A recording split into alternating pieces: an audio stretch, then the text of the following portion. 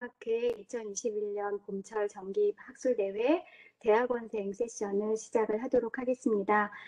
저는 사회를 맡게 된 공주대학교의 배진아라고 합니다. 반갑습니다. 네, 오늘 반갑습니다. 발표하고 토론하실 분, 네, 반갑습니다. 오늘 발표와 토론하실 분들을 먼저 쭉 소개를 하고 그 다음에 하나씩 진행을 한번 해보도록 하겠습니다. 첫 번째 발표는 고려대학교에 계신 이름을 어떻게 발음해야 될지 좀 알려주시면 좋겠는데요. 빵페이오? 네, 저를 네. 방페요라고 불러주시면 감사하겠습니다. 다시 말씀해 주시겠어요? 네, 방페요. 방페요. 네, 네, 알겠습니다. 고려대학교의 방페요 선생님 나와 계십니다. 반갑습니다. 네, 그리고 토론자로는 코바코의 강신규 박사님 나와 계시고요. 그리고 두 번째 발표는 카이스트에서 공부하고 계신 김성광 선생님께서 발표해 주실 예정이고요. 네, 안녕하세요. 그리고 거기에 대한 토론은 연세대학교의 조아라 교수님께서 담당해 주시겠습니다. 감사합니다. 그리고 세 번째 주제는 고려대학교의 이하경 선생님께서 발표해 주실 텐데요. 네, 반갑습니다. 그리고 토론은 성균관대의 강혜영 교수님 담당해 주시겠습니다. 감사합니다. 네, 이제 한 개 주제부터 차례차례 약 15분 정도의 발표와 5분에서 10분 안쪽으로 이제 토론과 이렇게 진행을 하도록 하겠습니다. 첫 번째 발표는 방페요 선생님의 논문인데요. 영어 논문인데 한국어로 제목을 말씀드리면 역동적인 문화로서의 e스포츠 정체성 구축 및 의미 생산이라는 제목으로 특히 중국의 e스포츠 시청자들을 대상으로 심층 인터뷰한 결과를 흥미로운 결과를 발표하게 되실 것 같습니다. 먼저 그럼 방페요 선생님께서 주제 발표해 주시면 감사하겠습니다. 15분 부탁드리겠습니다.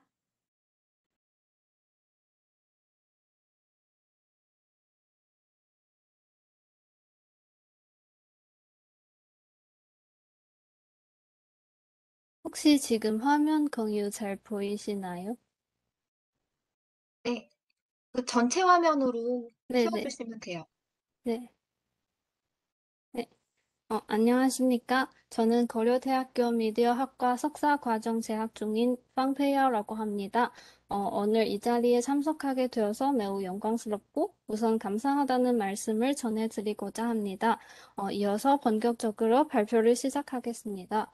오늘 제가 발표할 주제는 역동적인 문화로서의 e스포츠 정체성 구축 및 의미 생산입니다.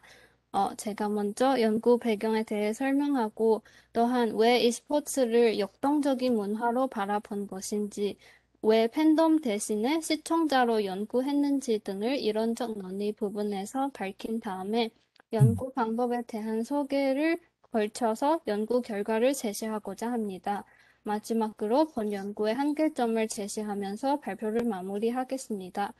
지금부터 연구 배경에 대해 발표하도록 하겠습니다. 최근 몇 년간 세계적인 대회 개최, 아시안 게임 공식 경기 항목 선정 등과 더불어 e스포츠 산업의 높은 수익과 가치에 대한 인식이 높아지면서 전 세계에서 신흥 산업으로 부상되고 있습니다. 특히 전 세계에서 코로나19로 시달리고 있는 이 시점에서 많은 경기와 공연이 취소되었음에도 불구하고 e스포츠 경기는 온라인으로 진행되는 특성 덕분에 정상적으로 치를 수 있게 되었습니다.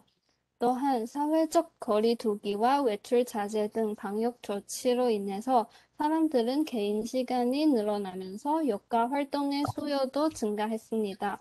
이에 따라 스트리밍 플랫폼의 등장과 함께 소셜미디어, 게임, 그리고 스트리밍 서비스에 소비되는 시간도 증가했습니다. 중국 같은 경우에는 특히 2018년부터 중국 팀이 세계적인 e스포츠 대회에서 좋은 성적을 연달아 거둔 이후로 소셜미디어 플랫폼에서 열띤 토론을 일으키고 국민적 인식이 높아져서 e스포츠는 중국에서 더욱 선풍적인 인기를 끌었습니다. 또한 e스포츠 주제의 드라마, 소설, 애니메이션 등 다양한 미디어 콘텐츠의 증가로 e스포츠는 이제 하는 시대에서 보는 시대로 발전하고 게임을 못하는 시청자마저도 이런 콘텐츠를 즐길 수 있게 되어 e스포츠 수용자의 판도가 넓혀지고 있습니다. 그런데 새로운 시청자들이 기존 e스포츠를 즐겨왔던 사람들에게는 늘 환영을 받는 존재가 아닙니다. The Cloud Gamer라는 새로운 만든 인터넷 영어가 바로 그 예시가 될 수 있습니다. 게임 경험과 지식이 별로 없는데도 남을 가르치려고 하거나 지적하려고 하는 이런 사람이 기존에 주로 게임을 직접 해본 사람들로 구성한 커뮤니티를 도전하면서 불협화음을 선보였습니다. 한편 중국 소셜미디어 플랫폼 웨이보에서 슈퍼토픽을 통해 같은 취미를 가진 사람들을 모이고 커뮤니티를 조성하여 서로 간의 연대감을 만들기도 합니다. 이처럼 각기 다른 미디어 경험을 통해 같은 분야에 진입하는 그들 간의 상호작용 과정이 현 시대 다양한 미디어 환경에서 살아가고 있는 우리의 정체성 구축과 의미 생산을 시사하는 바가 분명히 있다고 생각합니다. 따라서 본 연구는 이에 주목해서 현상급 인기를 보유한 e스포츠의 시청자 커뮤니티 안에서 구성원들의 움직임과 상호작용을 탐색하려고 합니다. 이론적 바탕을 찾기 위해서 선행 연구들을 살펴보았습니다. e스포츠는 Electronic Sports의 약자로 단순한 게임이 아니라 비디오 게임을 매개로 하여 사람과 사람 간의 지능 대결 운동이라는 뜻을 가지고 있습니다.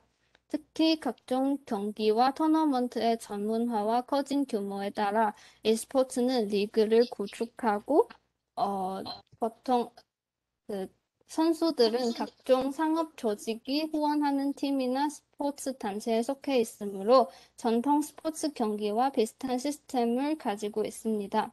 중국에서는 2003년에 e스포츠를 공식 스포츠로 승인하며 이를 하나의 정식 스포츠 종목으로 인정받고 있음을 확인할 수 있었습니다. 학계에서는 역시 스포츠 영역에서 e스포츠를 많이 논의되고 있으나 이상업 교수와 황옥철 교수는 e스포츠 현상을 하나의 학문으로 발전하기에 세계적인 논의는 아직 부족하다고 지적했습니다. 그들에 따르면 e스포츠를 경제적, 사회적, 문화적 측면을 탐색한 정적의 관점과 인간과 디지털 기기 간의 역동적인 관계를 주목한 정적의 관점으로 이해할 수 있다고 합니다. 이를 바탕으로 본 연구에서는 아파두라이가 제시한 이론적 틀을 도입했습니다. 그에 따르면 문화의 흐름은 유동 인구, 기술, 자본, 미디어, 이데올로기 등 다양한 요소가 작동하고 서로 영향함으로써 다방향적인 글로벌화 추세를 보이고 있고 지속적으로 변동하고 있습니다. e스포츠도 역시 이 5개의 요소와 밀접한 관계를 가지고 있습니다. 방송통신 기술의 발달에 기반하여 각종 소셜미디어와 스트리밍 플랫폼의 등장과 함께 새로운 미디어 콘텐츠의 증가가 계속 새로운 e스포츠 수용자를 끌어오고 있습니다. 이처럼 확대하고 있는 시장 규모와 잠재적인 경제 수익 가능성에 대한 인지도가 높아지면서 기업들이 스폰서십을 통해 마케팅 효과를 기대하고 국내외 대규모 투자를 초치하고 있습니다. 뿐만 아니라 더 좋은 성적을 거두기 위해 경기력이 좋은 외국 선수를 유입하기도 하는데 이 과정에서 문화 간의 교류도 자연스럽게 발생하게 되었습니다.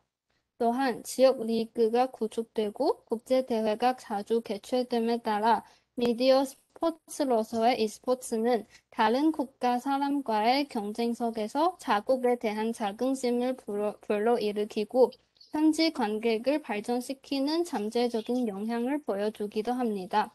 중국 정부는 e스포츠 산업을 추진하는 정책을 수립함으로써 e스포츠를 즐기는 주요 수용자인 청소년들을 타깃으로 애국 정서를 심어주려는 면도 없지 않아 있다고 봅니다. 따라서 본 연구에서는 현재 e스포츠는 단순한 게임 경기를 넘어서 엔터테인먼트와 스포츠의 특성을 융합하고 다문화 간의 커뮤니케이션이 이루어지는 역동적인 문화 산업으로 자리 잡고 있다고 주장했습니다. 다음으로 정체성과 의미에 관한 논리를 살펴보도록 하겠습니다. 한 개인의 정체성은 어느 정확한 한 문장만으로 설명될 수 없습니다. 정체성은 개인이 다른 사람과 구별되는 특징이나 성격의 집합이며 이를 구축함으로써 자신을 정의하고 사회와 다른 개인과의 관계를 나타냅니다. 포스트 모던 시대에 있어서 개인의 정체성은 불확실하고 유동적이며 눈에 보이거나 파악 가능한 실체는 아닙니다. 왜냐하면 어느 날 우리는 모두 서로 다른 문화적 맥락에서 살고 서로 다른 사회적 경험을 가지고 있기 때문입니다. 더 많은 미디어 플랫폼이 만들어짐에 따라 사람들이 세상을 다른 감각 기관으로 다양한 초점과 각도에서 이해하고 해석할 수 있게 되었습니다. e스포츠 같은 경우에는 게임 자체가 소통의 플랫폼뿐만 아니라 맥루한이 말하는 인간의 연장이라는 역할도 합니다.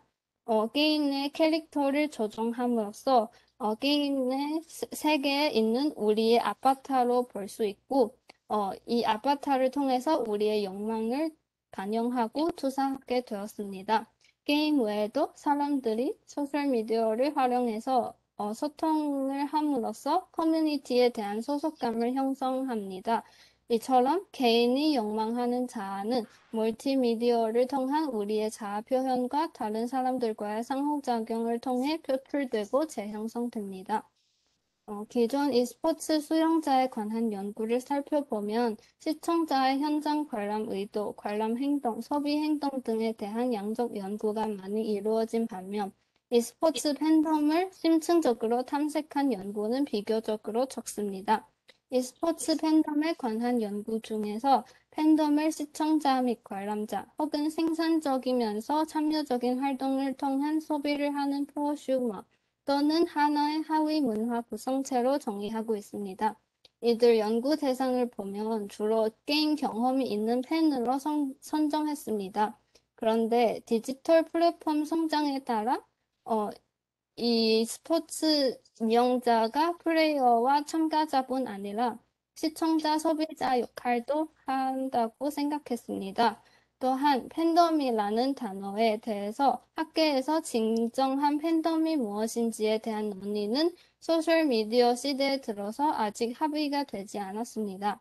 일부 학자들은 팬덤의 생산성과 사교성을 인정하지만 커뮤니티에 참여하진 않은 개인 팬을 포함시켜야 한다고 주장한 반면에 포파는 이런 개인 팬을 팔로워일 뿐 팬과 구별할 필요가 있다고 반박했습니다.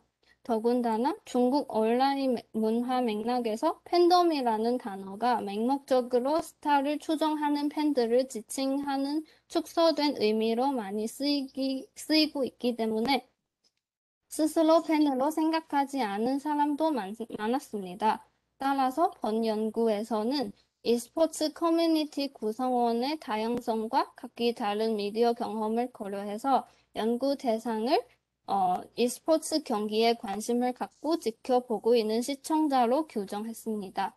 앞에서 제시한 이론적 논의를 종합해서 본 연구는 다음과 같은 연구 문제를 제시하고자 합니다. 즉, 각기 다른 미디어 경험을 통해 e스포츠 커뮤니티를 진입한 시청자들 간의 상호작용이 정체성 구축과 의미 생산에 어떤 영향을 미치는가입니다. 네, 이처럼 중국 e스포츠 시청자 커뮤니티를 분석하기 위해 눈덩이 표지법을 사용해서 8명의 연구 대상을 모집했습니다. 아래 표에서 볼 수 있듯이 인터뷰 대상자는 모두 20대이고 여성 5명, 남성 3명으로 구성되었습니다. 또한 이 중에서 3명이 게임 경험이 없는 시청자로 선정되었습니다. 심층 인터뷰로는 반구조화된 인터뷰를 채택하였고 대화는 모두 중국어로 진행했기 때문에 본 연구에 인용된 내용이 제가 최대한 인터뷰 대상자의 말투와 표현과 맞게 영어로 번역해서 정리한 것이었습니다. 이어서 연구 결과를 살펴보도록 하겠습니다. 첫째, e스포츠 시청자들은 특정 팀이나 선수들과 관계를 맺을 때 자신을 팬으로 인식하게 됩니다. 인터뷰 결과를 보면 모든 연구 대상자들은 여가 시간이 부족하기 때문에 자기가 좋아하는 선수 또는 팀의 경기만 지켜보고 빅매치 혹은 국제대회일 경우 시간이 나면 찾아보는 식으로 e스포츠 경기를 시청하고 있습니다. 또한 평소에 어떤 팬을 지칭할 때 게임의 팬이라기보다 팀 이름을 붙여서 그 팬을 지칭하게 됩니다. 따라서 e스포츠 시청자들은 어떤 팀 혹은 선수에 대한 감정 혹은 연대감으로 그 팬이라는 정체성을 부족하게 됩니다.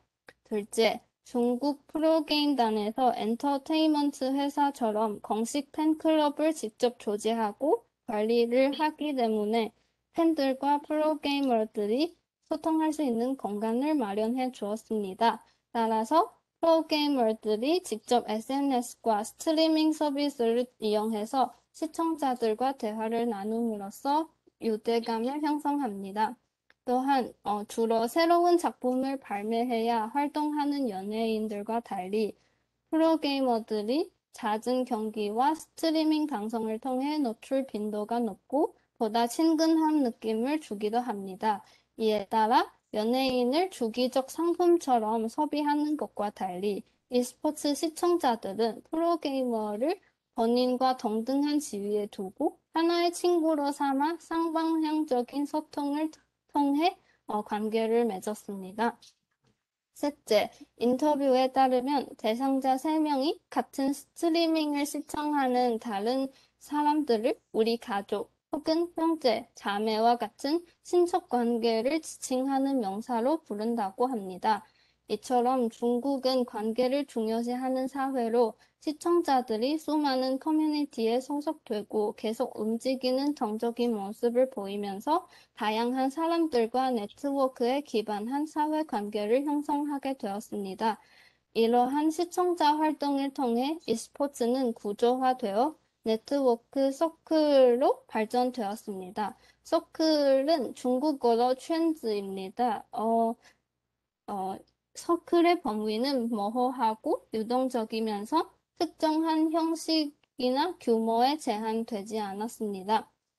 한편 게임 경험이 없는 3명이 커뮤니티에서 게임 지식에 대한 부족을 인지해서 커뮤니티에서 게임 내용과 관련된 토론을 보기만 한다고 했고 영상 편집을 할 줄 아는 2명은 생산성을 통해 다른 팬들로부터 추종받는 결과도 나타났습니다.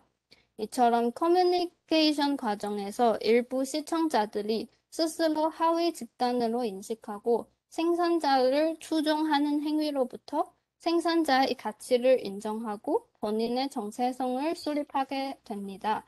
우발적이고 기능적인 상호작용과 뉴미디어의 개별화, 단편화 및 차별화 특성은 개인이 e스포츠 네트워크 서클 문화의 형성 및 확산을 촉진했다고 생각합니다. 넷째, 인터뷰 대상 4명이 온라인 커뮤니티에 참여하지 않았다고 밝히고 현실에서 아는 친구와의 토론을 선호한다고 했습니다. 이에 따라 시청자가 커뮤니티에 참여하는 정도는 그의 자기 반성과 능동성에 달려있다고 생각합니다.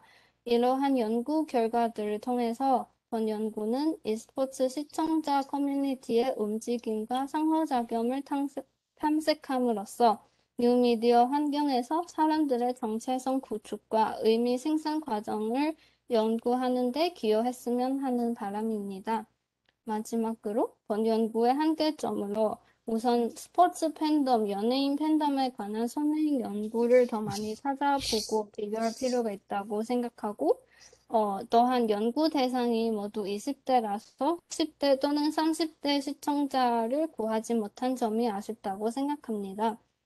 또한 중국의 사회 문화적 맥락에서 진행된 연구라 연구 결과가 다른 나라에 적용하지 못할 수도 있습니다.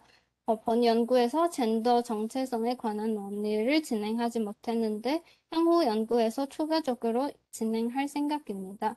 제 발표는 여기까지입니다. 많이 부족한 제 발표를 끝까지 들어주셔서 감사합니다. 네, 감사합니다. 발표 잘 들었습니다.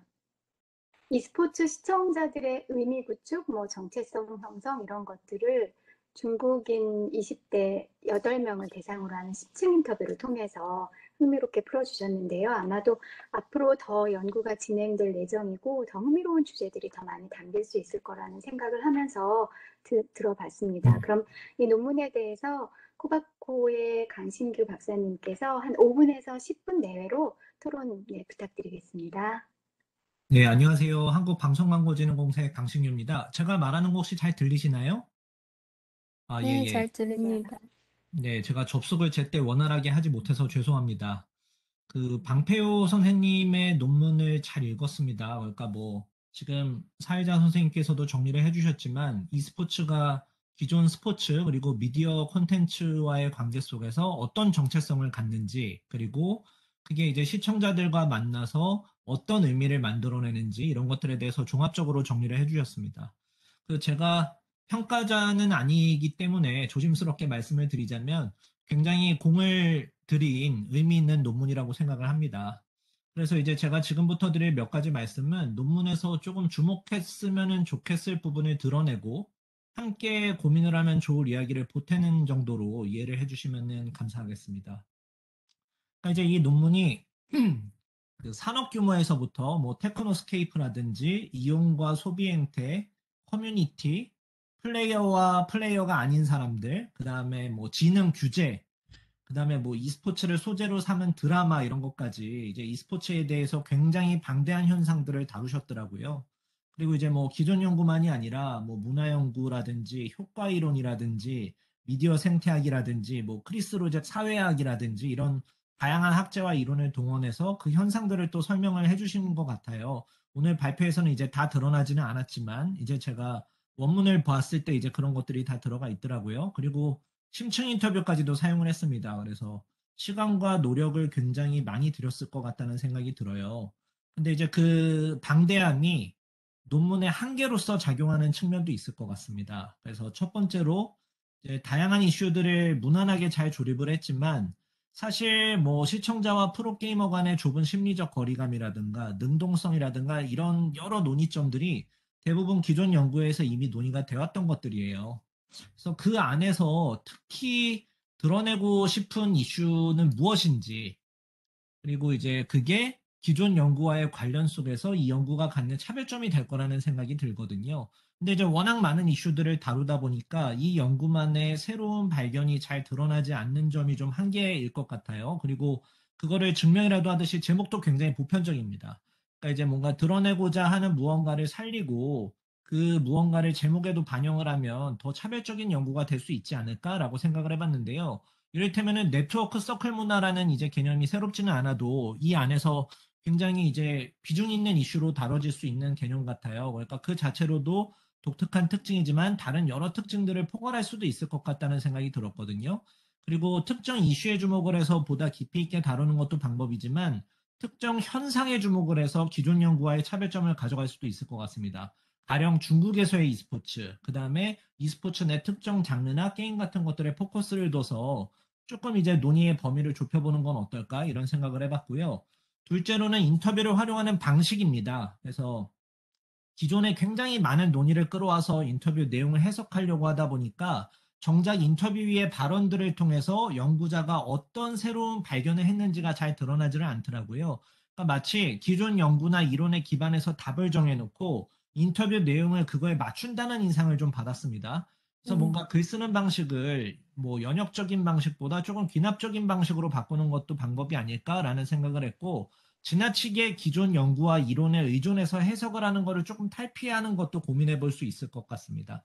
그럼 이제 마지막으로, 오늘 좀 작은 부분인데요. 나중에 만약에 방패호 선생님이 공부를 계속 하신다면 뭔가 연구 대상을 논의함에 있어서 특정 연구 분야의 이론과 방법론을 채택해서 뭔가 보다 일관적인 패러다임에서 논의를 하면 좋지 않을까라고 생각을 해봤습니다. 아까 말씀드린 것처럼 여기에는 문화연구나 효과 이론이나 미디어 생태학이나 약간은 상충될 수 있는 논의들이 같이 들어가 있는 지점들이 있거든요. 근데 이제 이 논문만 봤을 때는 현재로서는 미디어 문화연구의 지분이 제일 크지 않을까라고 생각을 해봤습니다. 토론은 여기까지고요. 좋은 논문으로 완성될 수 있기를 기대하겠습니다. 잘 읽었습니다. 네, 감사합니다. 네, 감사합니다. 굉장히 의미 있는 의견들 주셨는데요. 그러니까 굉장히 방대한 내용들을 담고 있는 논문이고 노력을 많이 들였지만 오히려 그것 때문에 논문의 초점이 불분명해서 생길 수 있는 문제 말씀해 주셨고요. 또 인터뷰의 발언을 조금 더 직접적으로 그 발언으로부터 새롭게 이렇게 할 수 있었던 발견 이런 것들을 좀 드러내는 거 여기에 대해서도 좀 의견을 주셨고요. 그리고 연구자로서 어떤 본인의 연구 접근의 그 패러다임을 좀 더 좁혀서 분명히 했을 때 좀 더 의미 있고 구체적이고 좀 분명한 연구가 드러날 수 있지 않을까라는 굉장히 그 대학원생의 지금 연구를 발전시키는 과정에서 도움이 될 수 있는 좋은 의견들을 주셨습니다. 시간이 많진 않지만 그래도 방패요 선생님께서 이 선생님의 토론에 대해서 간단하게 답변하실 부분이 있다면 답변 기회를 드리도록 하겠습니다.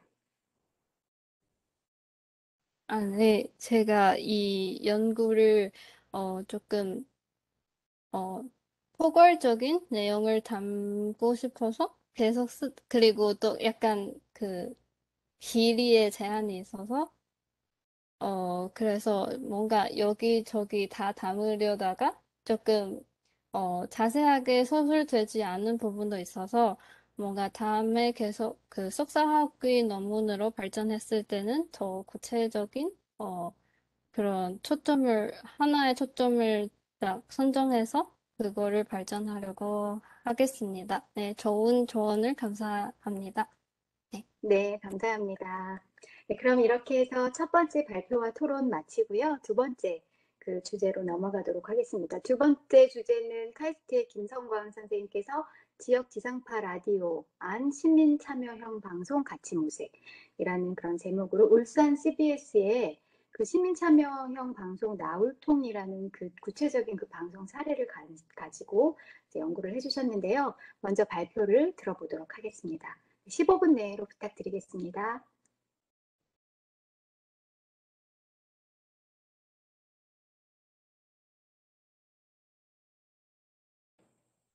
네, 안녕하세요. 일단 이렇게 방송학회에 발표하게 돼서 굉장히 영광이고요. 이제 방송국 직원으로서 그러니까 연구자와 방송국 직원이랑 이중 정체성을 가지고 연구를 한 거를 또 많은 분들과 공유하게 돼서 굉장히 기쁩니다. 그래서 발표 시작하겠습니다. 저는 디지털 미디어 환경에서 여전히 그 지역 공중파 미디어 공공성 구축에 어떤 의미가 있을까라는 그런 제목을 가지고 특히 이제 울산 CBS의 시민 참여형 방송 나홀통을 중심으로 사례 연구를 한 김성광입니다. 어, 앞서 말씀드린 바와 같이 저는 이번에 그 사례 연구를 그 이중 정체성을 가지고 연구자이면서 동시에 이 제작자라는 정체성을 가지고서 연구를 진행을 했고요.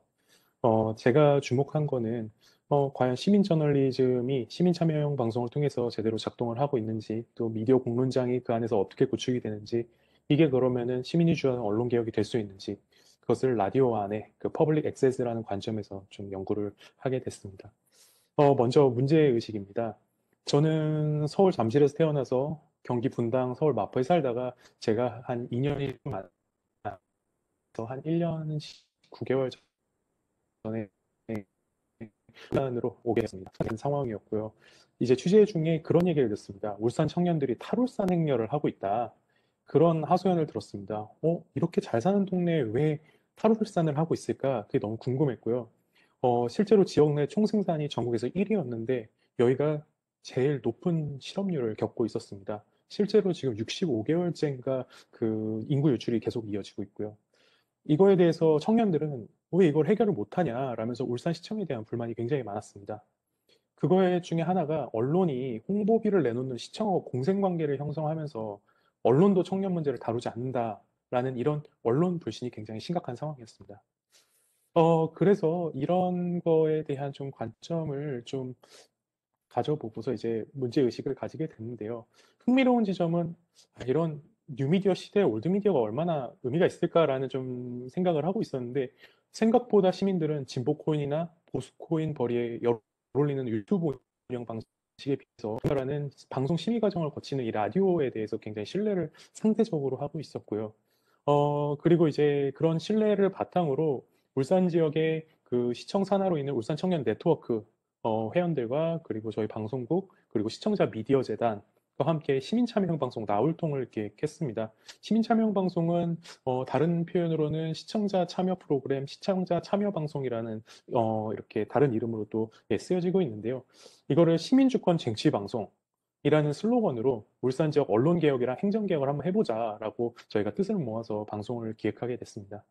근데 이제 방송을 만들다 보니까요, 청년들의 시각이 너무 편향적이다, 시니어들의 입장은 하나도 반영을 못한다, 방송의 전문성이 없다, 발음이 부정확해서 안 들린다, 이런 청취자 의견들이 계속 되풀이됐습니다. 심지어 이제 진행자들의 역량이 실제로 부족해서 공중파로 송출이 안 되는 경우도 발생을 했어요. 그러니까 편향적인 의제를 실제로 내놓기도 하고, 그것이 방송 다 녹음을 해놨는데 막상 방송 흘러가는 편이었던 거죠. 그러면서 제가 이거 안 됩니다 하면서 제가 깊숙이 개입하면서 PD 참여형 방송 아니냐, 이런 우려 섞인 우스갯소리가 나오기도 했습니다. 또 이제 방송통신위원회 이제 산하 기관으로 운영되는 시청자 미디어 재단이 시청자의 방송 참여를 통한 민주적 여론 형성, 이렇게 방송법에 이렇게 목적을 가지고서 설립이 됐는데, 여기서 시청자 참여형 방송을 만들기 위해서 미디어 교육, 그러니까 저널리즘 교육도 필요하고 뭐 제작 실기 교육도 필요하지만 이게 제대로 진행이 안 된다라는 비판이 있었습니다. 이 얘기는 사실 조금 더 연장시켜 보면은 미디어 공론장에서 시민들이 각자 같이 참여해서 수기민주주의를 좀 실현해야 되는데, 수기민주주의 실현은 안 되고 책 소개, 영화 소개와 같은 교양 프로그램만 운영이 되다 보니까 시민의 방송 참여의 근본적인 의미, 그 민주적 여론 형성으로는 연결이 안 된다, 뭐 이런 비판이었습니다. 이런 방송을 이제 제작을 하니까요, 기자협회부에서도 이렇게 기사가 나오더라고요. 울산 CBS랑 울산 청년내도 합법 실험을 한다, 뭐 이런 내용이었는데, 여기서도 주권 쟁취 방송, 시민들의 주권을 쟁취하겠다, 뭐 이런 방송에 굉장히 깊이 공감을 하시더라고요, 기자분께서. 예, 그렇게 해서 이런 기사가 나가기도 했고요. 저도 이제 여기서 그런 얘기를 했습니다. 시민들, 특히 청년들이 목소리 낼 수 있는 창구가 필요하다고 생각해서 이번 방송을 기획했다라고 저도 여기서 이야기를 했는데요. 그래서 저는 이 연구를 이제 이런 문제의식을 가지고 있는 상태에서 이제 연구 목적과 질문을 정하게 됐습니다. 지역 지상파 라디오로 송출되는 나울통이 시민 중심의 미디어 공론장을 형성하고 또 시민 저널리즘 구현과 관련해서 어떤 의미를 가지고 있을까? 이게 진짜로 작동을 잘하고 있는 것인가? 라는 좀 생각을 하게 됐습니다.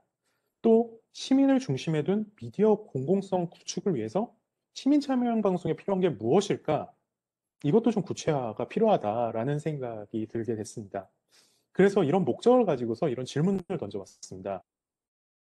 방송 제작진의 시민 참여형 방송 제작 동기와 제작 과정에서 이 느끼고 경험한 게 시민 저널리즘 구현, 시민 중심 미디어 공론장 형성과 일치하는지 이 내부자들의 이야기를 한번 좀 들어봐야겠다. 두 번째로는 일반 청취자, 그리고 CBS 직원, 타 언론사 직원 입장에서 봤을 때 나울통이 시민 저널리즘 구현과 시민 중심 미디어 공론장 형성에 미친 영향이 무엇일까?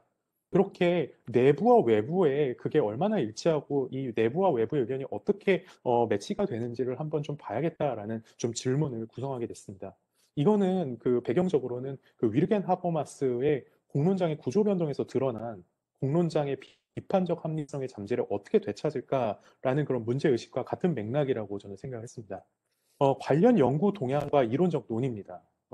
저는 먼저 어카운터빌리티와 관련해서 좀 논문을 보게 됐는데요. 1947년 이 허친스 위원회가 허친스 보고서를 통해서 어카운터빌리티를 강조하거든요. 이게 리스폰시빌리티와 좀 비교를 먼저 하자면, 리스폰시빌리티는 약간 법적인 책임을 좀 강조한다면 어카운터빌리티는 도덕적 책임이라는 좀 의미가 굉장히 강합니다. 그래서 미국에서도 20세기 초중반에 언론 불신이 심각했는데, 이런 어카운터빌리티를 통해서 전문 직업인으로서의 미디어 종사자랑 그리고 미디어 환경을 구성하는 그 주체이자 주권자로서 시민, 이 양자 간의 그 좀 관계를 중시하는 민주적 규범을 좀 내놓은 겁니다.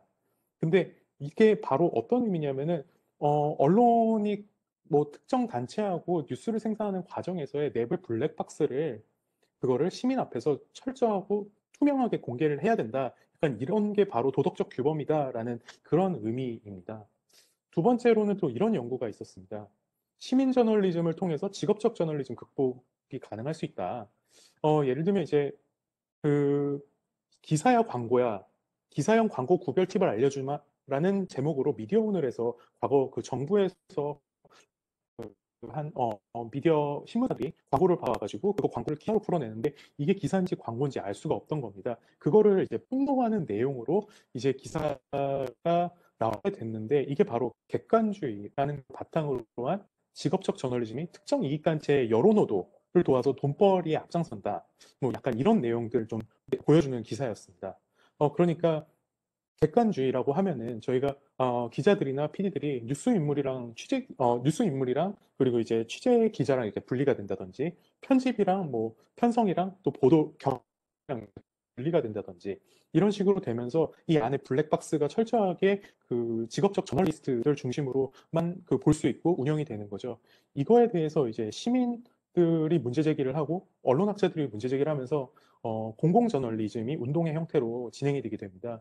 공공저널리즘은 뭐 시청자위원회 그리고 시민편집인위원회 이런 게 공공저널리즘의 예가 될 수 있는데 이렇게 간접적으로 참여하는 게 사실은 글러리만 서게 되고 본질적으로는 해결하는 데 도움이 안 된다라는 비판으로 시민저널리즘, 시민이 직접 방송 제작하고 기획하고 뭐 하는 데에 직접 참여하는 시민저널리즘이라는 운동으로도 연결이 됐습니다.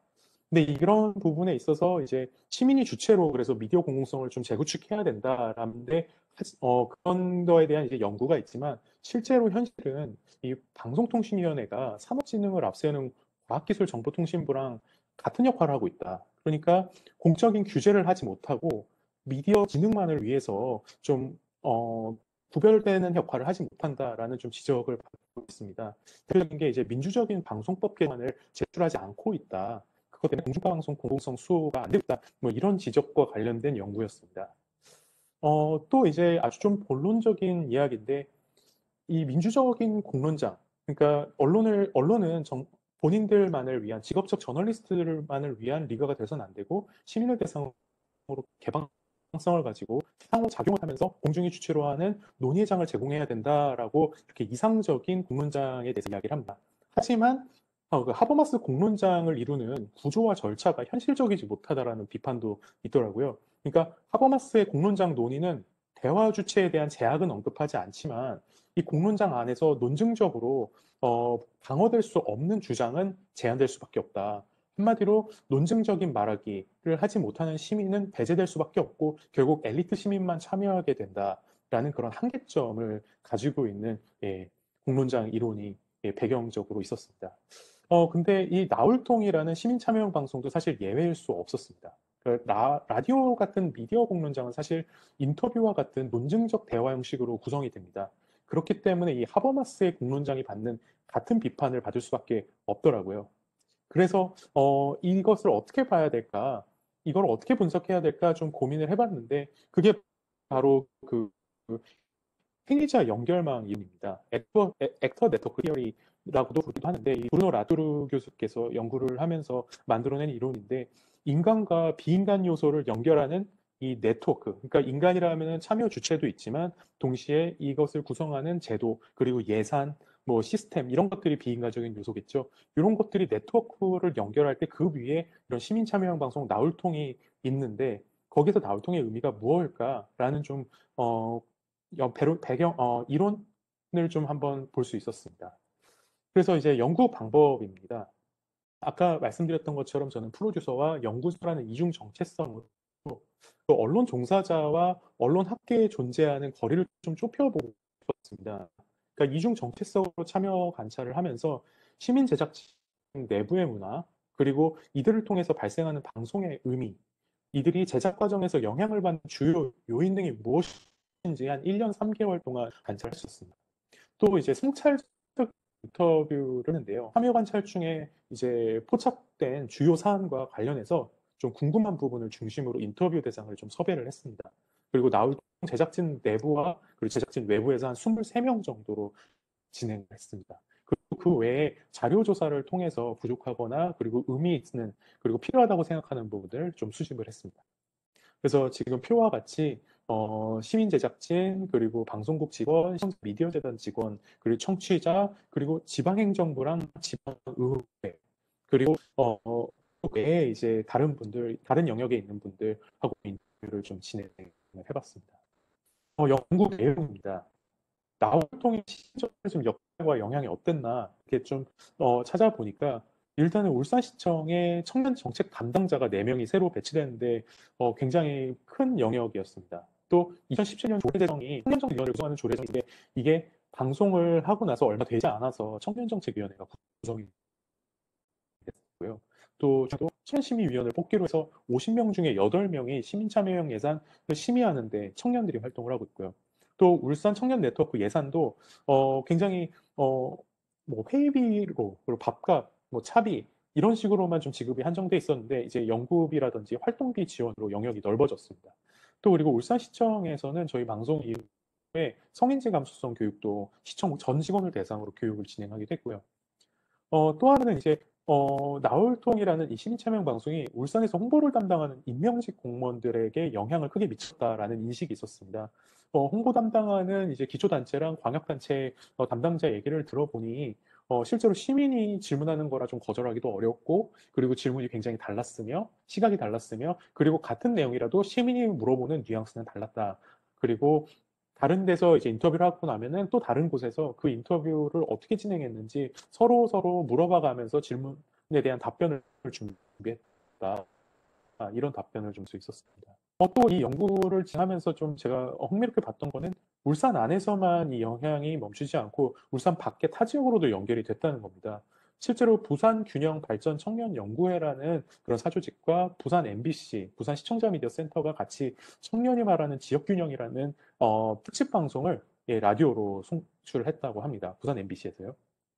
또 이제 지금까지 외부에서만의 영향을 얘기했는데 내부에서도 구성원들 사이에서 굉장히 큰 영향을 스스로 받고 있었습니다. 뭐 조광래 씨 여기서 메인 진행자인데요. 본인을 비롯해서 제작진이 울산 지역 사회를 어떻게 바라봐야 될지 그 인식이 바뀌었다라는 얘기를 했었거든요. 근데 이거는 다른 제작진들도 똑같은 답변을 했었습니다.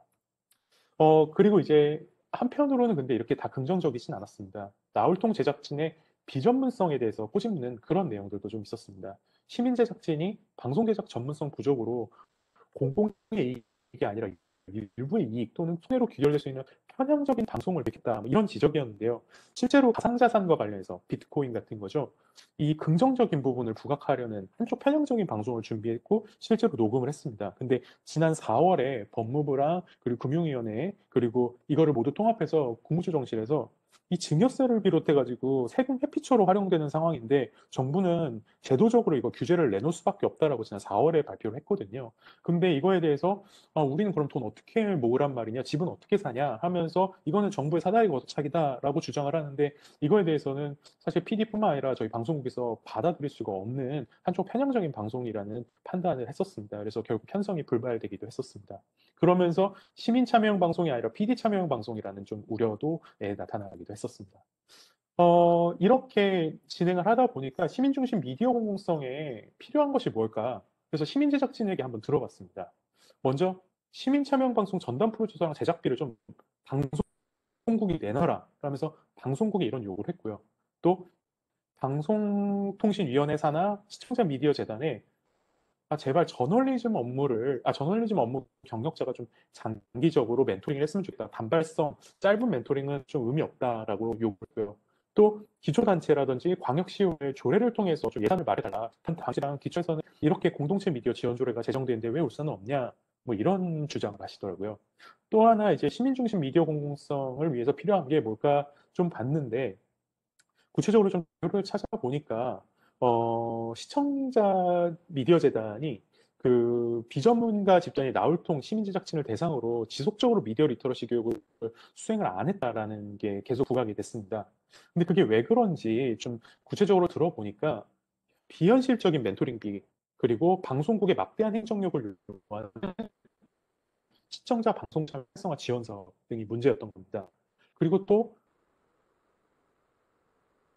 예산도 2020년 예산을 보면 9억 방송 참여 지원 예산은 15억, 그러니까 0.59%에 불과했습니다. 그러니까 제도적 지원 규모도 좀 늘려야 하고 또 지원 항목도 좀 활성화해야 된다라는 걸 자료를 볼 수 있습니다. 이게 바로 그 예산 및 기금 운영 계획 개요 자료를 통해서 제가 볼 수 있었던 내용이고요.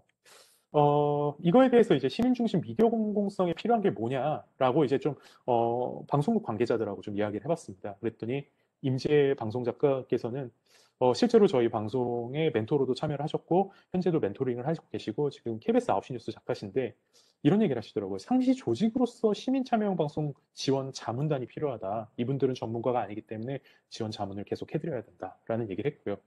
한편으로는 서진교 KBS 차원 PD는 소수 제작진 교육 필요 없고 다수 시민 대상으로 비판적인 미디어 수용국이 어쩌면 더 현실적이다라는 주장을 하셨습니다. 또 소민정 전북 CBS PD는 시민 참여형 방송에 PD 역할 조정해야 된다. 앞서서 이제 시민 참여형 방송 제작에 지원하는 자문단이나 이렇게 그런 제작을 돕는 단위가 생기면 PD는 프로그램 디렉터가 아니라 프로젝트 매니저 정도로 빠져야 된다. 뭐 이런 이야기도 하시더라고요. 또 이제 울산광역시의회 광역의회 의원님하고도 한번 얘기를 나눠보니 입법기관에서 이제 공동체 미디어 지원조례 제정을 논의하겠다. 그래서 지금 현재 간담회를 진행하고 공청회를 하고 그리고 기초 의원님들하고도 기초단체에서 조례가 제정되고 규칙이 만들어질 수 있게끔 논의를 진행 중에 있습니다. 또 한편 이제 김명지 동구청 기초단체의 주무관은 자립적인 나홀통 운영을 해야지 이분들이 자꾸 운영을 하려다 보면 결국에는 제2의 기성 언론이 될 수밖에 없다라면서 자립을 얘기했습니다. 그러니까 입법부와 집행부의 의견은 이런 시민 참여 방송이 중요하지만 자립을 해야 된다와 그리고 지원이 필요하다, 공적 지원이 필요하다로 의견이 좀 나뉘는 모습을 볼 수 있었습니다. 또 한편 제작진이었던 이종진은 신의원 지금 언론활동조합을 한번 만들어 보면 좋겠다라고 이야기를 했습니다. 결론입니다. 실제로는 올드미디어가 시민 참여 방송을 편성할 때 시민 눈높이로 저널리즘을 수행할 가능성을 엿볼 수 있었습니다.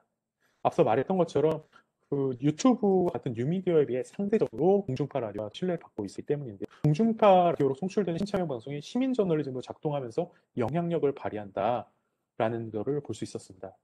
또 둘째로는 시민 제작진의 방송 제작 전문성 제고가 필요하다. 아까 말씀드렸던 것처럼 구체적인 지원책 논의가 좀 추가적으로 필요하다는 의견이 제시됐는데 어쨌든 방송통신위원회의 현실적인 지원 제도 및 충분한 예산이 필요하다. 좀 이런 얘기가 제일 많이 나왔던 것 같습니다.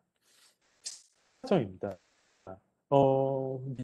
민주적 미디어 공론장을 형성하고 이를 통해서 미디어 공공성을 구축하려면 시민 제작진이 사실 방송 제작 전문성을 갖춰야 한다. 이 의견에 전 좀 주목해 봤습니다. 바로 험스이 이사표로서 추가할 현실적 한계점이 이 나울통이라는 네트워크 안에서 드러난 거죠.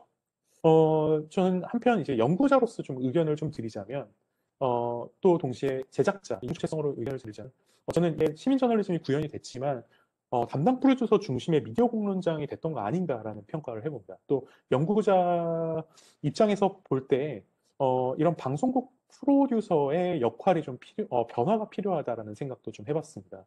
그리고 그게 프로젝트 매니저로 역할이 조정될 때 좀 더 시민 저널리즘 수행의 가능성이 또 순수한 시민 저널리즘 수행 가능성이 높아질 것 같은데 이거는 바로 좀 후속 연구를 통해서 어떻게 해야지 시민 저널리즘 수행 가능성을 좀 높일 수 있을 것인지 좀 고민이 필요한 것 같고요.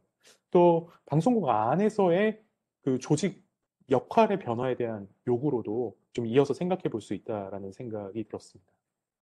한계점은 아무래도 지역사회 구성원들 관점에서 나울통이 과연 시민 저널리즘으로 이를 인식하려고는 좀 규모 후속 연구가 필요해 보이고요. 또 나울통의 한정된 사례 연구가 다른 그런 광역단체나 지자체단체에서 적용 가능한 것인지 후속 연구 역시 필요해 보입니다. 또 이를 통해서 시민참여 방송 안에 계층 평양성, 프로듀서의 영향력, 전문성의 요구와 같은 문제가 어떻게 재생산되는지 더욱 체계적으로 논의할 수 있을 것 같습니다. 그리고 시민주도 언론개혁에 어떤 장애 요인을 안고 있는지, 이를 해결할 방안이 무엇인지에 대한 구체적인 논의는 이상의 후속 연구를 통해 진행될 수 있을 것으로 기대됩니다. 네, 감사합니다. 네, 감사합니다. 발표 잘 들었습니다. 시간을 뭐 다소 좀 초과하셨지만 그래도 의미 있는 내용들을 발표를 해주셔서 중간에 끊지 않고 다 들었습니다. 되게 그 말씀하신 것처럼 그 참여 관찰자가 이 참여 관찰 연구하고 심층 인터뷰를 수행했는데 본인이 방송국 직원이면서 또 연구자라는 그런 이중의 정체성을 가지고 참여 관찰을 하기 좋은 그런 위치에서 참여 관찰을 진행해서 더 의미 있는 이야기들이 풍부하게 나왔던 것 같고요. 한 가지 제가 질문할 게 많지만 그래도 이제 오늘 저기 토론을 해줄 선생님이 있으니까 토론 선생님께 맡기기도 하고 나울통이 어떤 의미인지 간단히 얘기해 주실 수 있을까요? 아, 네. 나는 울산 대통령이다. 라면서, 아, 네. 네, 대의민주주의에서 미디어 공론장에 네, 그걸 대행하겠다라는 아, 의미와 네, 나는 울산 소식통이다라는 그런 이중적인 의미를 아, 가지고 있습니다. 네네. 네. 그러니까 그 시민 한 사람 한 사람이 대통령이다. 뭐 이런 의미로 나는 울산의 네. 대통령이다. 나는 울산의 내 소식통이다. 네, 그런 의미를 네. 갖고 있군요. 네, 감사합니다. 이 지금 발표하신 논문에 대해서는 연세대 조아라 선생님, 조아라 교수님 자리에 계시죠? 네, 선생님께 한 5분 내외로 토론 부탁드리도록 하겠습니다. 네, 안녕하세요. 저는 연세 커뮤니케이션 연구소의 조아라입니다. 잘 들리시나요? 네. 네, 잘 잘 들립니다. 들립니다. 네. 울산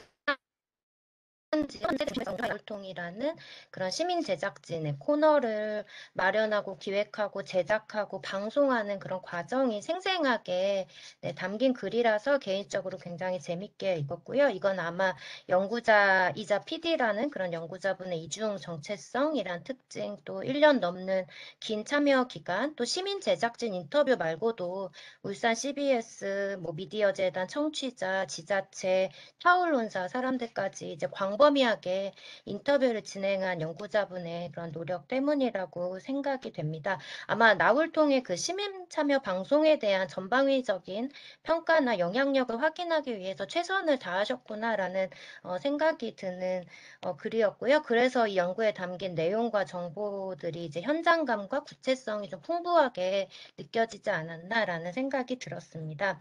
제가 시민 미디어나 시민 저널리즘 전문가는 사실 아니지만 논문 읽으면서 개인적으로 제안드리고 싶은 점들 또 궁금한 점들 말씀드리고자 합니다.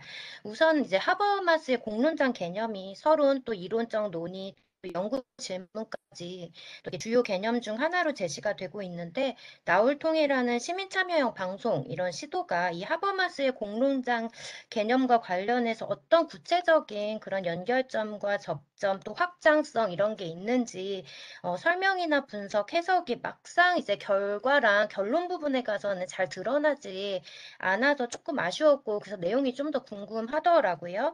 그러니까 하버마스가 주장하는 그런 민주적 공론장, 거기서 이제 언론의 역할 이런 면에서 현 시점을 비판적으로 바라볼 수 있다는 점에서는 동의가 가능했지만 이 나울통 사례랑 관련해서 하버마스 공론장이 개념적으로 또 학술적으로 어떻게 해석되고 확장될 수 있는지 또 어떻게 더 비판될 수 있는지 그걸 이제 이 논문만으로는 조금 충분히 이해하기가 어려웠다는 생각이 들어서 인터뷰 내용, 참여 관찰 이런 내용들을 공론장 논의를 바탕으로 좀 개념화를 했다면 좀 더 풍부한 질적 분석이 되었겠다는 생각이 들었고요. 그래서 혹시 가능하다면 이 자리에서 이 부분에 대한 연구자분의 설명을 조금 더 들을 수 있으면 좋겠다라는 생각이 있었고 또 이 부분하고 연결해서 사실 공론장의 필요성이나 목적, 형태 이런 것들에 대해서 하버마스 공론장 외에도 다양한 제안들이 많은데 예를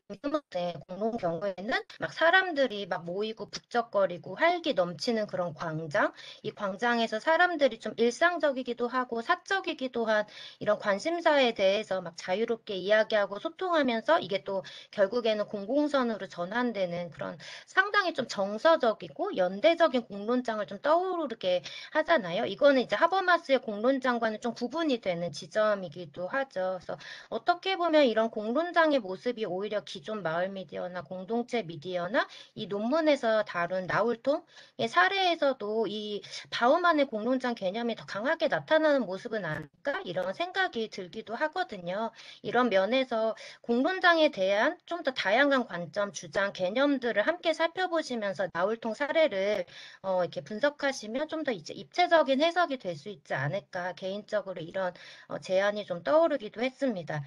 두 번째로는 이제 기존의 마을 미디어, 공동체 미디어, 시민 미디어 이런 것들에 대한 연구나 논의들이 최근 상당히 축적이 된 부분들이 있는데 특히 2012년 이후로는 서울시 같은 경우에는 이제 제도적 지원이 많이 늘어나서 거의 제가 알기로 이제 거의 80개 정도의 서울 마을 지역 미디어들이 활동을 활동을 하고 있는 걸로 알고 있거든요. 그래서 여기에 대한 보고서나 학술적인 글들도 출판이 되어 있는데 아마 이 논문은 이제 나울통 사례에 집중을 하시다 보니 그렇겠지만 이런 기존의 비슷한 다른 시민 미디어들의 연구들과 이제 비교를 했을 때 드러날 수 있는 나울통만의 특성, 의미 이런 부분이 조금 적게 담겼다라는 아쉬움이 좀 있었습니다. 한국 사회에서의 시민 중심 미디어의 가능성이나 뭐 시도나 한계들 이런 것들에 대한 기존 논의들을 좀 추가를 해서 이 논의들의 줄기와 흐름을 봤을 때에 이 지금 나울통이 놓여 있는 지점이 어디인지 어떤 새로운 가능성과 한계를 나타내고 있는지 그런 부분들이 같이 논의가 되면 좋겠다라는 생각이 들었고요. 이 부분에서 제가 제일 먼저 딱 들었던 생각이 현재 많은 마을 미디어들이 특히 서울 쪽에 많은 마을 미디어들이 그중에 이제 미국에 가서 온전히 제작하고 유통을 그 사람들이 책임지고 있는 반면에 나울통은 기존의 지상파 라디오에서 한 꼭지를 맡아서 차이가 있는 것 같은데요. 이건 사실 어떻게 보면 굉장히 다른 과정과 결과를 가져올 수 있는 중요한 지점이라고 생각이 들기도 하거든요. 일단 대부분의 마을 미디어들이 유통의 문제, 그러니까 더 많은 이용자에게 닿지 못하는 문제들을 고민을 하고 있고, 그래서 시청률이나 이용률, 영향력, 이런 것보다는 이 미디어 제작 경험에 참여함으로써 얻게 되는 어떤 인파워먼트 경험이나 아니면 주류 미디어에서 소외되는 주민들의 목소리를 수집하고 전한다. 이런 기능에 사실 좀 더 초점을 맞추고 있기도 하거든요. 근데 이에 반해서 나울통은 이런 면에서 굉장히 유리한 지점에 있는 것 같더라고요. 근데 또 반면 이 논문에서도 제시되어 있긴 하지만 지상파 제도권 안에서의 시민 참여 방송이기에 받는 제약 있죠. 그래서 내용적인 부분도 그렇고 더 높은 전문성이 요구되는 점도 그렇고요. 그래서 이 나울통 사례 연구가 제시할 수 있는 어떤 고유한 그런 의미 중에 하나는 지상파와 시민 미디어 간의 협력 사례에서 일어날 수 있는 어떤 갈등이나 권력 문제, 의사결정 문제 이런 것들에 대한 경험들일 수도 있지 않을까 이런 생각이 들었고 예를 들어서 기존 언론에 대한 감시와 비판이 시민 미디어의 주요한 역할 중 하나라고 우리가 만약에 생각을 할 때 나울통과 같은 그런 시스템 사례에서 그 시민 제작진은 과연 울산 CBS에 대해서 비판의 목소리를 얼마나 자유롭게 담을 수 있을까? 뭐 이런 질문도 제기할 수 있을 것 같고 또 나울통 이전에 지상파와 시민 제작진과의 협업이 이루어진 그런 비슷한 사례는 없었는지 있었다면 그 사례들이 나울통의 기획과 제작에 어떤 영향을 미쳤을지 이런 것들도 개인적으로 네, 궁금하기도 했습니다. 그러니까 뭐 기존의 다양한 그런 시민 미디어 사례 연구들 이런 부분들이 같이 논의가 되면 약간 이게 섬처럼 혼자 떨어져 있는 사례로서의 나울통이 아니라 이런 줄기나 흐름 속에서 나울통이 가지는 의미 네, 이런 게 더 잘 드러날 수 있지 않을까 네, 생각이 들었습니다. 네, 논문 재밌게 잘 읽었습니다. 아, 감사합니다. 이렇게 꼼꼼하게 봐주셔서 감사합니다. 주변에 친구들한테는 다 집어던져. 네, 꼼꼼히 봐주셔서 감사합니다. 네. 네, 네, 정말 꼼꼼하게 잘 봐주신 것 같고요. 그리고 되게 의미 있는 질문들을 던져주셔서 이제 앞으로 그 논문 발전에 나가는데도 도움이 될 것 같습니다. 저도 지금 뭐 지금 조아람 선생님께서 그 하버마스 공론장 개념과 연구가 어떻게 연결되는지 그리고 하버마스 공론장 말고 다른 어떤 이론적 틀, 예를 들어 뭐 바우만의 공론적 개념 같은 것이 오히려 더 적합하게 적용되지 않을까 뭐 이런 의견도 주셨고 그 밖에 여러 가지 질문들을 던져주셨는데요. 거기에 대해서 답변과 여러 가지 뭐 이렇게 의견, 생각 말씀해 주시면 좋겠습니다. 아, 네. 일단은 네, 정말 좋은 질문 주셔서 감사하고 첫 번째 그 하버마스 공론장과 그 개념화가 좀 되고 그리고 이게 결론 부분에 좀 연결이 됐으면 좋겠다. 이건 진짜 제가 그 이제 공부를 오랜만에 하면서 제 부족 때문에 정말 잘 못 쓴 것 같습니다. 이 부분은 꼭 보완하도록 하겠습니다. 제가 다만 이제 그 내용의 제한 여부로 본 인터넷 공론장 논의라든지 좀 다양한 공론장의 문제점들을 좀 봤습니다. 그, 뭐, 그런데 이 여러 가지 아까 말씀해 주셨던 것들 여러 가지 내용을 어떻게 좀 다뤄야 할까? 특히 이제 벤 하비브는 이제 공적인 것과 사적인 것의 구분은 결정적인 것이 아니라 역사적으로 도전하고 재정의하고 재인식한 결과다 그러면서 이게 민주적 정의의 본질이다 하면서 좀 정치 얘기로 좀 연결을 하더라고요. 근데 이게 어디까지 그 방송학회에서 그 언론인으로서 다뤄야 되는 것인지 범위가 좀 너무 넓어진다라는 생각이 제 입장에선 좀 들었어요. 그래서 이걸 사실 제 뭐 연구자로서 이 논문 쓰는 능력이 부족해서 그런 거겠지만 좀 그런 한계점, 그러니까 범위를 어디까지 둘 것인가에 대한 좀 고민은 사실 있었습니다. 또 이제 두 번째로는 아까 그 예산에 대해서 예를 들면 이제 서울에는 80여 개의 마을 미디어 지원 활동, 저도 이제 서울에서 이제 언론사 생활을 하면서 이런 부분을 많이 주목했는데 울산에 가니까 서울에서는 마을 미디어 사업 예산만 10억인데 울산에서는 전체 사업비 예산이 10억도 안 된다고 하더라고요. 그렇기 때문에 서울이랑 단순 비교를 제가 하면은 울산이 오히려 특징이 안 드러나고 그리고 그냥 안 되는 데다 약간 이렇게밖에 포커스가 안 된다라는 좀 생각이 들었어요. 그래서 논문에는 조금 녹여내긴 했지만 이거를 좀 너무 많이 다루게 되면은 원래 제가 생각했던 사례 연구의 그 뉘앙스가 좀 사라질 것 같아서 좀 톤을 조금 줄였습니다.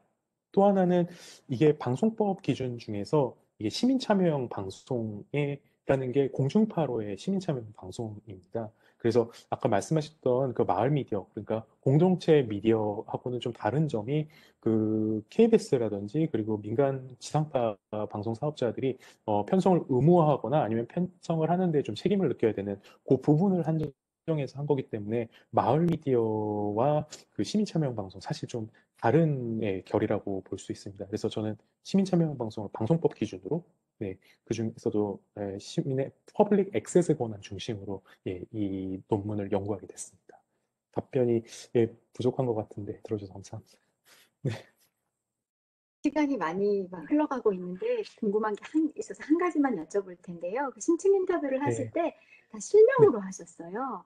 되게 심층 인터뷰를 네. 하다 보면은 그 어떤 그 사람들의 그 안에 이 의미들을 좀 비판적으로 분석하게 되고 민감한 부분들이 있어서 익명으로 하는 게 뭐 되게 관례인데 특별히 그렇게 실명으로 한 이유가 있으셨을까요? 일단은 좀, 두 가지 측면이었어요. 그러니까 맨 처음에는 익명성으로 가도 된다. 그러니까 익명성으로 얘기를 해주셔도 되지만 가급적 그 실명으로 하셔서 주장에 대해서 만나려고 좀 공유를 하셨으면 좋겠다라는 사실 좀 제안을 드렸어요. 그랬더니 그러면 실명으로 하겠다라면서 회사 비판도 하시고 현실적인 회사 문제도 얘기해 주시고 오히려 생각보다 굉장히 열려있는 마음으로 응해 주셔서 실명으로 좀 적을 수 있었습니다. 네, 네, 잘 방통위 직원, 알겠습니다. 네. 재단 직원이 방통위를 욕하고 막 그런 그래서 네. 그러니까 그 혹시 실명으로 연구가 진행돼서 실컷 욕하지 네. 못한 건 아닐까 뭐 이런 생각도 들었는데 뭐 그렇지 않으셨다니까 예, 네, 실컷 욕해 다행스럽고요. 주셨어요. 네, 네. 네, 두 번째 발표하신 카이스트의 김성원 선생님, 연세대 조아람 선생님 두 분 너무 수고 많으셨습니다. 감사합니다. 고맙습니다. 네. 자, 그리고 드디어 마지막 발표로 넘어갈 텐데요. 마지막은 고려대학교의 이하경 선생님께서 플랫폼 어포던스 지각과 여성의 뉴스 이용과 참여의 관계라는 제목으로 발표를 해주실 거고요. 강혜원 선생님께서 토론해 주실 텐데요. 먼저 15분 정도 이하경 선생님 발표를 듣도록 하겠습니다.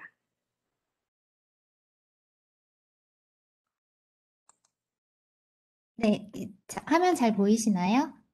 네, 잘 보입니다. 네, 안녕하세요. 저는 고려대학교 미디어학과 박사과정의 이하경이라고 합니다. 제가 선생님, 근데 저기 네. 전체 화면 해주시면 더 좋을 것 같아요. 지금도 네네. 그렇지만, 예. 제가 네. 작은 화면을 보고 있어서요. 네, 감사합니다. 이제 됐나요? 네, 됐습니다. 네네네. 네. 저 그때 보내드렸던 저희가 그 토론자 선생님이랑 사회자 선생님께 보여드렸던 그 논문이랑 제목이 살짝 바뀌어서 조금 제목이 달라졌는데요. 일단 같은 내용이지만 제목이 좀 더 내용을 잘 담을 수 있도록 조금 변경해 보았습니다. 그래서 제 연구의 제목은 온라인 플랫폼에서 20대 뉴스 이용과 참여라는 제목을 가지고 있고, 플랫폼의 어포던스 지각과 성별 차이를 중심으로라는 부제를 달고 발표를 시작하겠습니다. 네. 그동안 뉴스 이용 플랫폼은 우리나라는 사실 포털 공화국이라고 말할 수 있을 정도로 포털에 강하게 의존을 해왔었는데요. 2020년 언론 수용자 조사에 따르면 여전히 국내 포털 이용률은 굉장히 높은 수준으로 나타났습니다. 그리고 어떤 경로로 디지털 뉴스를 이용하느냐는 질문에도 뭐 검색 엔진이나 뉴스 서비스를 선택한 비율은 한국이 뭐 평균값에 비해서 월등하게 높은 수준으로 나타났었는데요. 하지만 최근 뭐 언론사 홈페이지 그리고 포털 이외에도 굉장히 다양한 그런 플랫폼들이 나타나고 있다는 것이 굉장히 특징적입니다. 그래서 메시징 앱 같은 것도 활용을 하고요. 유튜브 뭐 그리고 이메일 뉴스레터를 받는 사람들도 점점 늘어나고 있습니다. 그래서 따라서 이제 이렇게 다양해지는 뉴스 소비 경로에 따라서 사람들이 왜 특정 플랫폼을 선택을 해서 뉴스를 이용하는지에 대한 연구도 굉장히 많이 이루어지고 있는데요. 여기서 저는 연령이라는 그런 요인을 굉장히 중요하게 생각해야 된다고 보았는데, 앞서 언급했던 그런 디지털 뉴스 리포트라든지 이런 보고서에 따르면 여전히 포털이 굉장히 중요한 우리나라의 뉴스 이용 플랫폼인 것은 맞지만, 이것을 연령별로 조금씩 나눠보면은 젊은 연령일수록, 특히 20대일수록 포털을 1순위라고 응답한 비율이 점점 줄어들고 있고, 소셜미디어를 이용하는 20대들도 점점 늘어나고 있어서 이렇게 연령대에 따라서 뉴스 이용 플랫폼이 선호의 차이가 있고, 이런 차이는 온라인 뉴스 이용과 참여의 경험까지도 달라질 수 있다고 보았기 때문에 전 연령대를 확인하는 것보다는 특정 연령대, 특히 20대에 집중해서 어떤 뉴스 이용을 하고 어떤 참여를 하고 있는지를 살펴보아야 한다고 보았습니다. 그리고 또 하나 고려해야 할 것이 바로 성별이라는 요인인데요.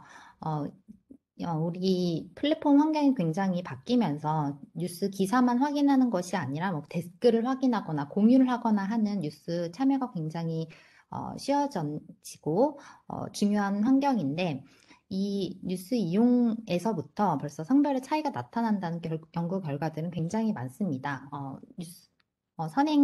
뉴스 참여에 선행되기 위해서는 뉴스 이용을 해야 하는데, 그 뉴스 이용의 정도 자체가 여성이 훨씬 적다는 연구도 있고, 뉴스를 회피하는 그런 그룹에서도 여성이 훨씬 높다라는 그런 연구 결과, 그리고 성별에 따라 선호하는 뉴스 주제도 좀 차이가 있고, 특히 정치 뉴스 같은 경우는 남성들이 더 많이 선호를 한다, 더 많이 이용을 한다는 결과들도 이어지고 있습니다.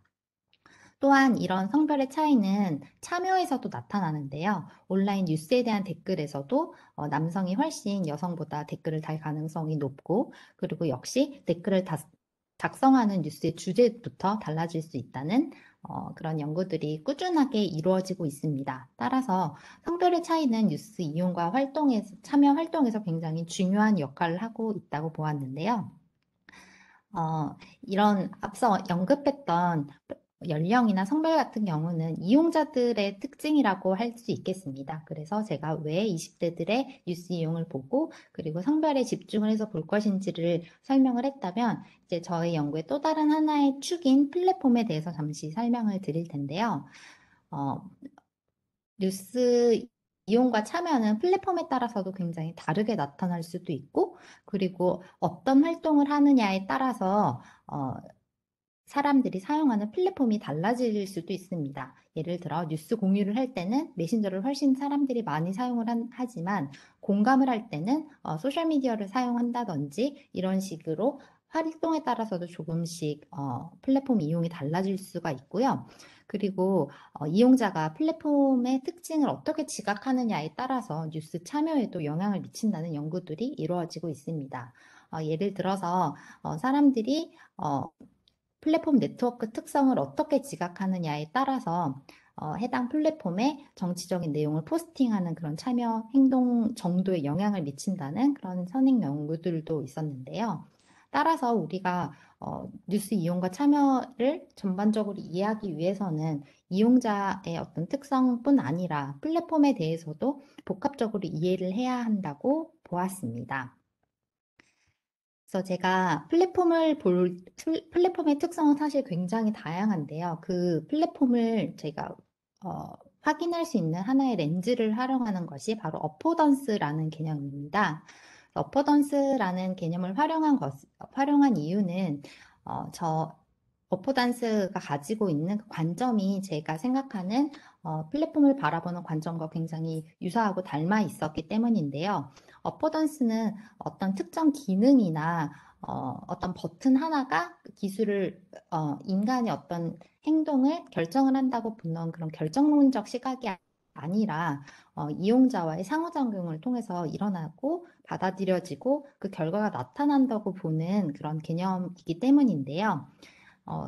어포던스라는 개념 자체를 깊게 설명할 수는 없지만 어쨌든 어포던스에서 가장 중요한 부분은 사람들이 이용자들에 따라서 주관적으로 받아들여질 수 있다는 점입니다.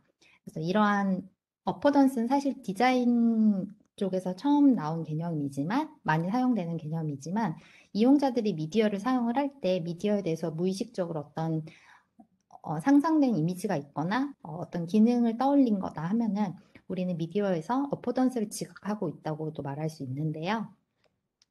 따라서 이 어포던스라는 개념을 뉴스 이용과 연결시킨 연구들도 적지만 좀 있었습니다.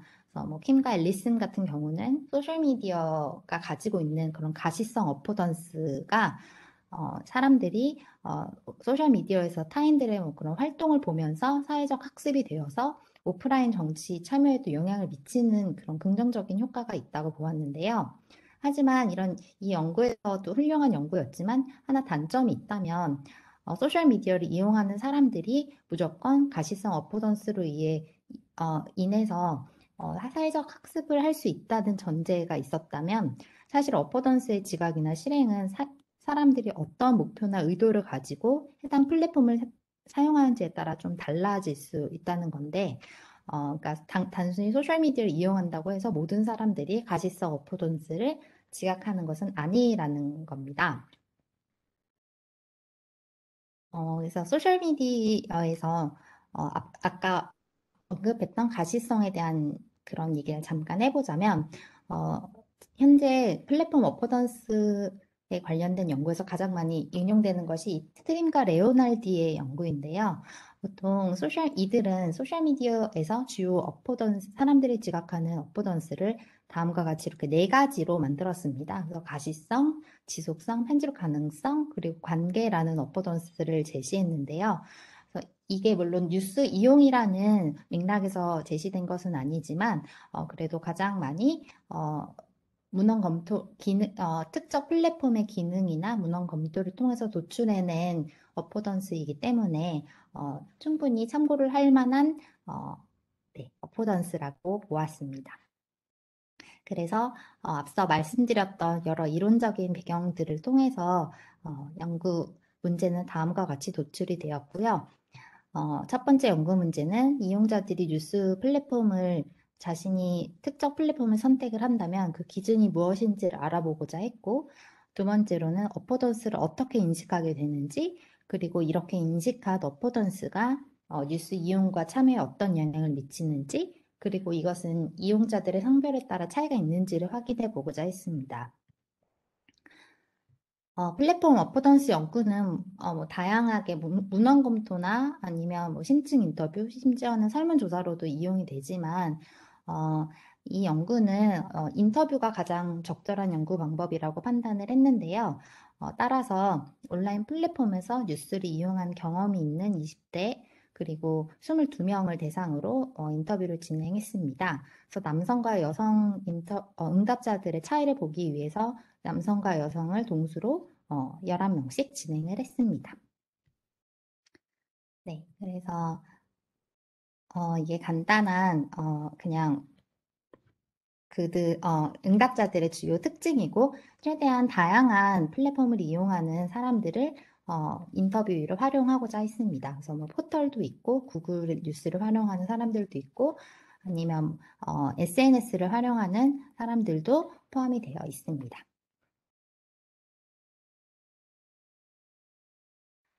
연구 결과는 이렇게 4가지 섹션으로 정리가 될 수 있겠는데요. 첫 번째, 뉴스 플랫폼을 선택하는 기준에 대해서 설명을 드리면, 어포던스라는 것이 중요한 개념이기도 하고, 제가 사용하는 렌즈이기도 하지만, 사실 어포던스로 모든 것을 설명할 수는 없습니다. 사람들은 정말 내가 네이버를 굉장히 오랫동안 사용을 해왔기 때문에 뉴스를 이용하는 경우도 있었고요. 그래서 사람들의 플랫폼의 접근성이나 그런 미디어를 어떻게 이용하느냐, 그 습관에 따라서도 뉴스 이용 플랫폼이 선택될 수 있다는 것을 먼저 찾아낼 수 있었고요. 그리고 플랫폼의 특징이 뉴스 플랫폼을 선택하는데 굉장히 중요한 역할을 한다고 보았습니다. 특히 사람들은 콘텐츠가 보여지는 방식에 대해서 많이 언급을 했는데요. 소셜미디어를 이용하는 사람들 같은 경우는 내가 포털에 비해서 좀 더 수동적으로 콘텐츠를 받을 수 있다는 그런 장점을 들었는데요. 그래서 내가 원하는 그런 관심 분야의 뉴스를 알고는 싶지만 적극적으로 이 뉴스를 탐색하는 것은 원하지 않는 사람들이 이런 소셜미디어나 유튜브를 이용하는 것으로 나타났습니다. 또한 사람들이 구독을 이용하는 경우가 많았는데, 같은 기능이지만 이 구독을 긍정적으로 활용하는 사람들이 있는 반면 오히려 구독이라는 기능으로 인해서 너무 많은 뉴스의 양이 자신에게 다가오는 것을 오히려 부정적으로 생각하는 사람들도 있었습니다. 어떤 사람 아래 있는 인터뷰 내용 같은 경우는 오히려 구독이라는 것 자체에서 소화할 수 없는 양이 들어오면 그건 조금 힘들다고 생각을 해서 오히려 구독을 했다가 취소를 하고 같은 채널을 직접 검색을 해서 들어가는 그런 좀 재미있는 패턴을 보이는 사람들도 많았습니다. 그리고 내가 뉴스를 전해받을 수 있는 사람 혹은 언론사를 선택할 수 있고, 원하는 주제만을 받고 싶기 때문에 포털보다는 소셜미디어를 이용한다는 응답도 있었습니다. 네, 두 번째로는 플랫폼에서 어포던스를 어떻게 지각하는지에 대한 내용인데요. 많은 응답자들은 아까 앞에서 제시했던 그런 4가지 어포던스 가운데 나의 활동이 타인에게 보여질 수 있다는 가시성을 굉장히 크게 인지하고 있었습니다. 그래서 이런 가시성을 인지하는 것은 이용자들의 뉴스 참여 의사에도 굉장히 영향을 많이 미쳤는데, 오히려 내가 하트를 누르거나 좋아요를 표시를 하는 것이 타인에게 보여진다는 것을 인지한 순간부터는 오히려 그 행동을 하지 않게 된다는 언급을 하는 사람들도 많았고요. 이렇게 가시성을 인식하는 과정은 아무래도 과거의 경험이 있었는데, 특히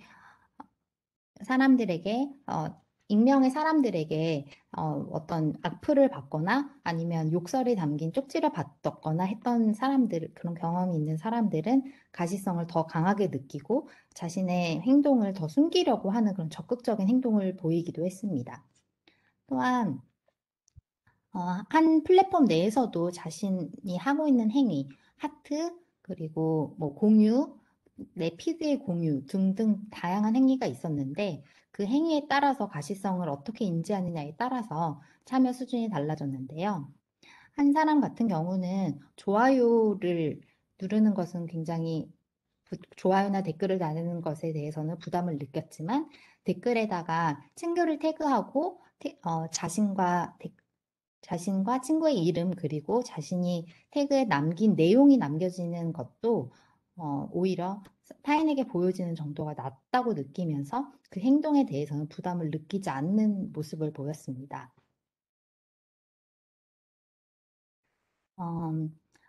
그리고 재밌었던 것은 사람들이 뉴스 참여 활동이라고 생각했던 뭐 공감, 댓글 공유 이외에 플랫폼 자체의 기능이나 그 자체에서도 가시성을 우려하는 모습을 보였는데요.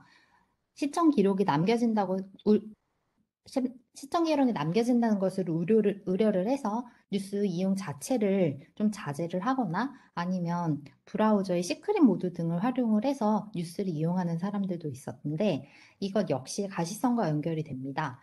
만약에 내가 이 뉴스를 보았을 때 보았다는 사실을 타인이 알게 될 것을 걱정하여서 이런 적극적인 행동을 하고 있는 것으로 나타났습니다. 또한 지속성에 대한 인지도 굉장히 중요한 요인이었는데요. 내가 뉴스에 참여를 하는 것이 일시적으로 끝나는 것이 아니라 온라인 플랫폼에 해당 플랫폼에 계속 오랫동안 남겨져 있기 때문에 나의 발목을 잡거나 발목을 잡는 거라는 그런 걱정을 하고 있는 사람들이 굉장히 많았고요. 이것은 바로 플랫폼의 지속성에 대한 인지에서 비롯된 것이었습니다.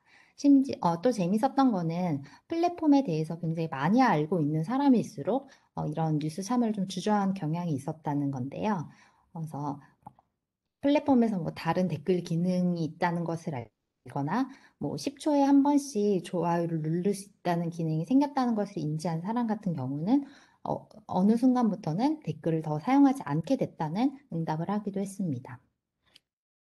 물론 어포던스와 연결이 되는 부분도 있지만 뉴스 참여를 설명할 수 있는 중요한 요소 중 하나는 바로 뉴스 참여에 대한 전반적인 인식입니다. 그래서 이 내용도 가시성과 연결이 되겠지만 아직 그 작업까지는 가지 못했고 하지만 중요하고 재미있는 결과인 것 같아서 공유를 하고자 했습니다.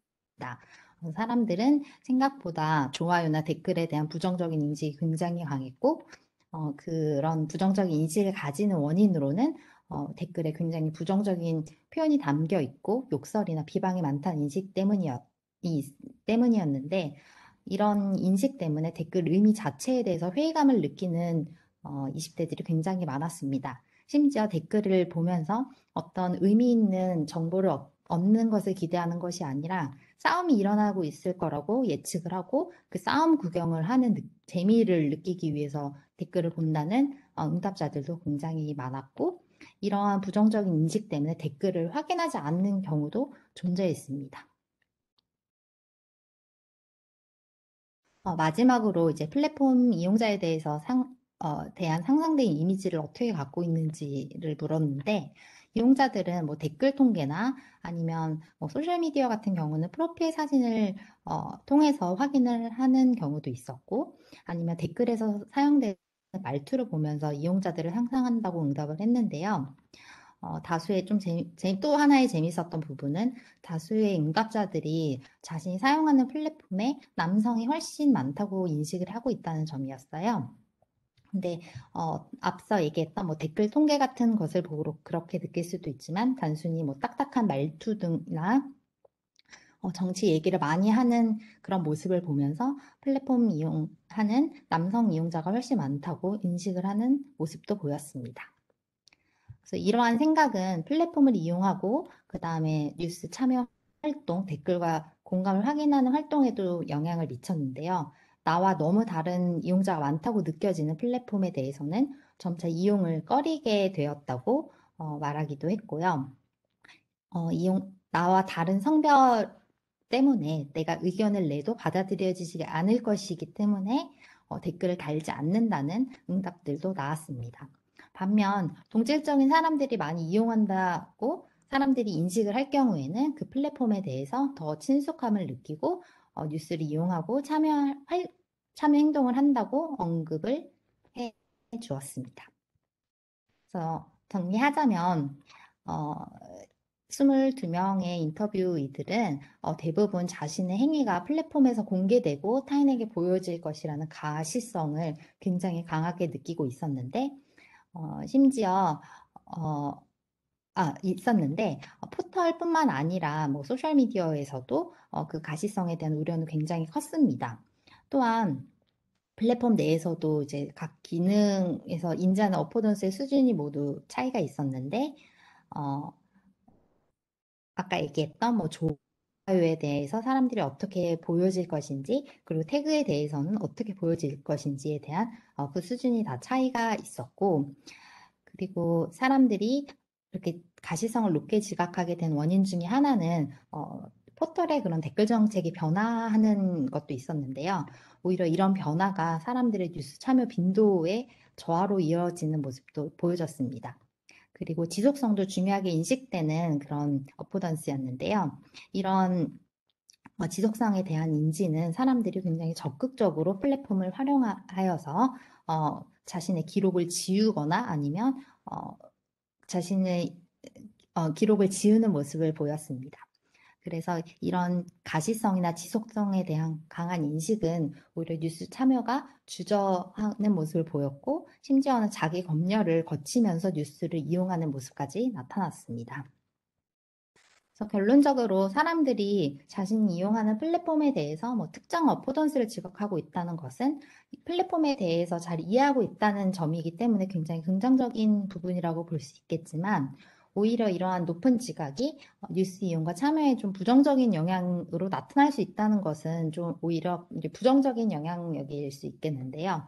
특히 다수의 인터뷰이들이 플랫폼에서 남성 이용자가 더 많은 비중을 차지하고 있다고 상상을 하고 있었는데, 이러한 상상조차 여성 이용자들의 뉴스 이용과 참여에 약간 부정적인 영향을 미칠 수 있다는 결과는 굉장히 좀 흥미로웠던 것 같습니다. 그래서 앞으로 좀 더 아직은 그 인터뷰가 좀 더 분석이 돼야겠지만, 그래도 어쨌든 사람들이 굉장히 뉴스 이용을 하고 참여하는 공간인 플랫폼에 대해서 조금 그동안은 많은 관심이 주어지지 않았다면 좀 더 이용자들의 관점에서 이용자들의 지각과 그 뉴스 이용과의 관계를 보았다는 점에서 조금 의미가 있다고 보입니다. 감사합니다. 네, 발표 수고하셨습니다. 발표 잘 들었습니다. 어포던스라는 저한테는 좀 다소 생소한 개념인데요.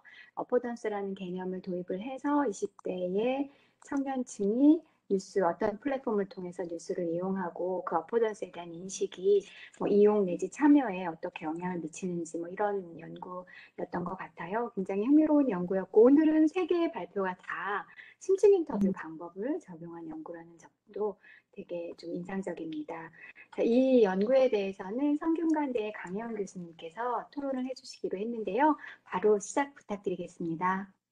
네, 연구 잘 들었습니다. 사실 연구자께서도 말씀을 해주셨는데, 사실 어포던스, 특히 저널리즘 플랫폼이랑 관련된 어포던스 연구도 아마 거의 없었을 것 같고, 20대 뉴스 소비에 대해서도 사실 너무나 많은 사람들이 궁금해만 하는 주제였기 때문에, 어떻게 보면 이중으로 새로운 분야에 이제 개척을 하시는 그 어려움이 너무 많았을 것 같고, 그런 와중에서도 굉장히 인터뷰도 여러 사람을 하셨고, 긴 시간 하셨고, 그래서 지금 연구 내용도 중간에 새로운 버전도 며칠 사이에 보내주시고 해서 굉장히 이렇게 열띠게 진행 중인 연구인 게 잘 느껴지게 잘 읽었습니다.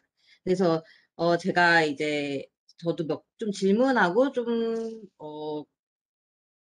좋은 논문으로 완성되기 위해서 조금 해결되었으면 좋겠다는 질문을 제가 좀 아마 두서없게 던지게 될 것 같습니다.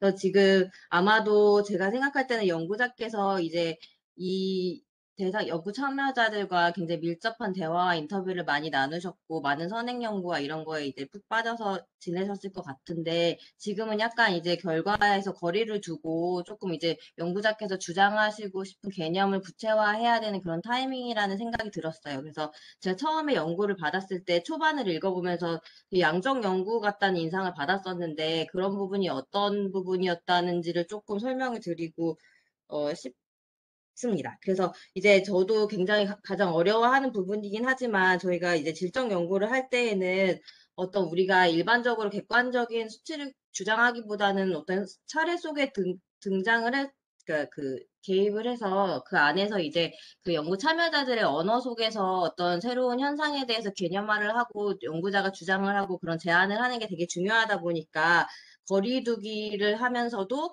어떤 이제 순환적으로 연구자가 처음에 이 현상을 잘 몰랐을 때 가졌던 연구 질문을 그 참여자들의 언어 속에서 계속 수정을 하고, 그걸 계속 문제도 더 질문을 구체화하는 과정이 필수적이고, 아마 그런 과정을 지금 충분히 겪고 계실 거라고 생각이 드는데요.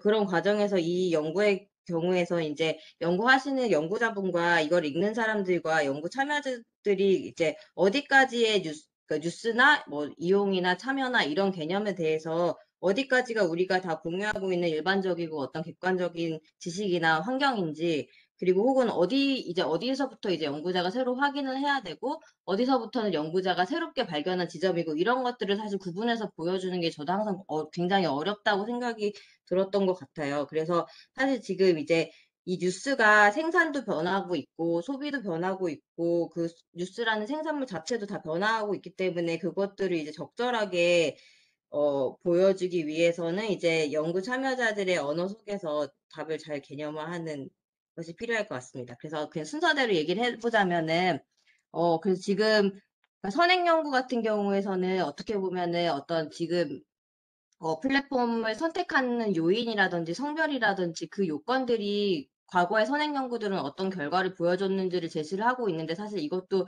이제 양적 연구에서 일반적으로 그런 개념들을 제시를 하고 거기에서 질문을 구체화해서 새롭게 뭐 실험이나 설문을 통해서 답을 보여주는 방식으로 하고 있다면, 조금 이거를 이제 뉴스가 무엇이고 이용이나 참여가 무엇인지 그 변화하고 있는 환경에 대한 어떤 연구자가 지금 이 시점에서 이 연구를 해야 되는 어떤 연구의 배경 같은 방향으로 좀 초점을 옮겨서 좀 재구조화를 할 필요가 있어 보일 것 같아요. 그래서 예를 들면 이제 뭐 그 김근식 하주영 선생님 연구에서 이제 저널리즘에서 미디어로 유튜브를 보고 있다라는 결과가 인용이 되어 있는데, 이거에 같은 경우에는 왜 지금 유튜브가 기존의 어떤 인쇄 매체나 그 방송 뉴스의 그 영역에서 어떤 레거시 미디어나 그런 일반적으로 저널리즘으로 인정받던 영역이 아니지만 왜 유튜브나 SNS에서 일반 참여자들이 생산해내는 것들이 우리가 이제 뉴스를 받아들이고 있는 환경이라는 것 자체가 어떻게 보면은 연구자가 제시하는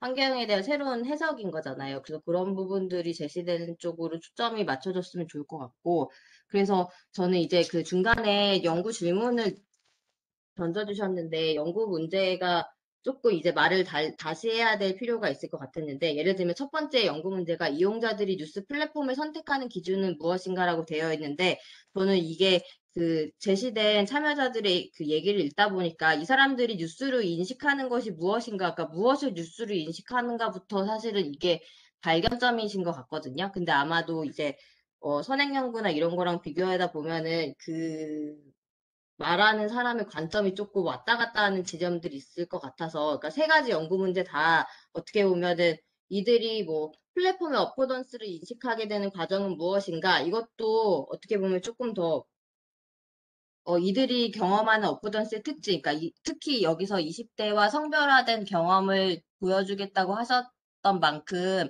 사실 20대들이 경험하는 뉴스 플랫폼에서의 이들의 주관적인 경험은 뭐 개인화되어 있고 뭐 사용화 추천되는 것도 60대나 40대와는 다를 것이고 포털에서 경험하는 거랑은 굉장히 다를 것 같은데, 그런 것들에 대해서 본인 그 연구자께서 관찰하신 내용이 보여졌을 때 이들이 대답해서 말하는 뭐 사람들한테 가시적인 게 왜 꺼려지는지 이런 것들이 좀 깊이 있게 같이 다 이해가 될 수 있을 것 같다고 생각이 들거든요. 그래서 사실은 지금 이 연구를 이 자체로 보면 20대 뉴스 소비나 새로운 미디어 환경에 대해서 이해가 높은 사람들은 사실 더 이해를 잘 하겠지만, 그렇지 않은 경우에는 뭔가 전제하고 있는 환경 자체가 다르기 때문에 그런 충분한 맥락에 대한 설명이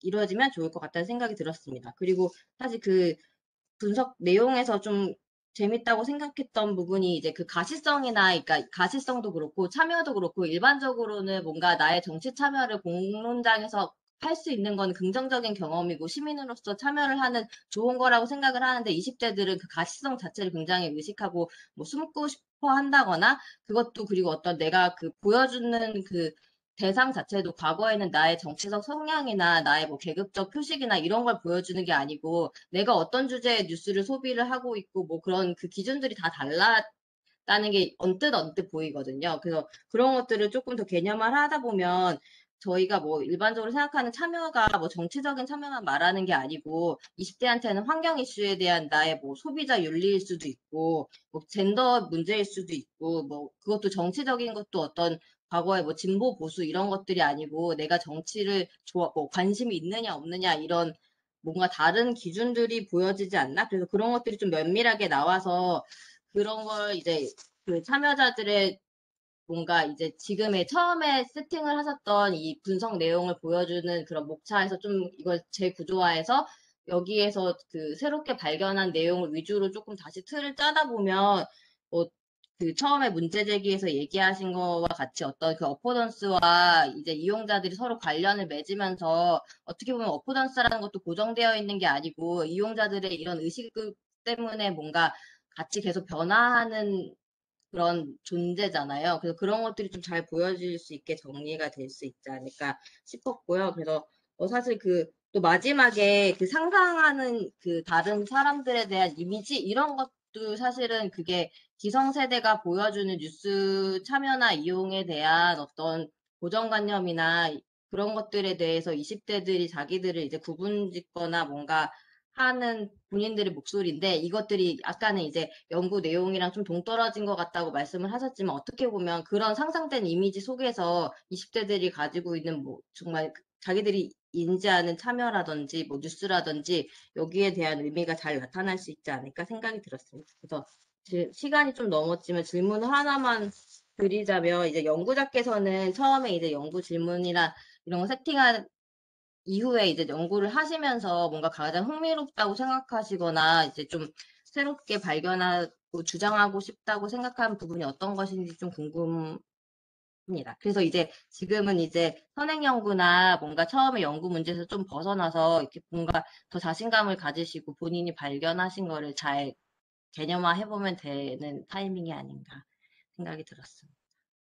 네, 선생님 감사합니다. 되게 애정을 가지고 읽어보신 다음에 굉장히 많은 의견들을 쭉 주셨어요. 아마 첫 번째 얘기했던 게 초반에 이 논문을 읽으면서 약간 양적 연구이지 않을까? 그러니까 저도 제목이나 이런 이렇게 문제 제기 부분을 읽으면서 양적 연구겠구나. 어포던스라는 개념을 적용해서 이제 측정을 해서 통계를 돌렸겠구나. 이런 인상을 받았는데 똑같이 받았다고 하셔서 아마도 뭔가 그런 그 질적 연구가 취해야 할 어떤 태도나 그런 순환적인 수정과 질문과 해석이 반복되는 과정, 거리두기 이런 것들이 아직 진행 중이기 때문에 그런 인상을 주지 않았나 싶고요. 그래서 그런 부분과 더불어서 이제 다양한 그 의견들을 제시해 주셨는데요. 한번 이하경 선생님께서 시간이 많이 흘렀으니까 간단하게 답변해 주시면 되겠습니다. 네. 정말 좋은 코멘트 너무 감사드리고요. 제가 딱 그 고민했던 지점들을 다 말씀해 주셔가지고, 이 양적 연구에 대한 이 인상을 받으셨던 건 정말 정확하게 받으신 것 같은 게 제가 처음에는 이 연구를 양적 연구로 하는 게 맞다고 생각을 했었어요. 그래서 어포던스라는 거를 다른 설문조사를 통해서 충분히 측정을 할 수 있을 거라고 생각을 해서 진행을 하다가 어느 순간 이제 설문조사로는 이거는 뭐 측정하는 개념의 문제가 아니라 이용자들의 얘기를 좀 더 들어봐야 될 것 같다라는 판단을 해서 저는 사실 처음으로 인터뷰를 해보는 거였거든요. 그래서 이 인터뷰를 처음 해봐서 그런 부분이 약간 말씀하셨던 그런 재구조화를 하고 이런 부분이 정말 부족했던 것 같아요. 그래서 그게 굉장히 좀 저도 아쉬웠던 부분이고, 근데 지금은 이 부분을 이제 발전을 계속 시켜야 되는 부분이라서 인터뷰를 좀 더 면밀하게 보면서 생각을 해나가야 될 것 같고요.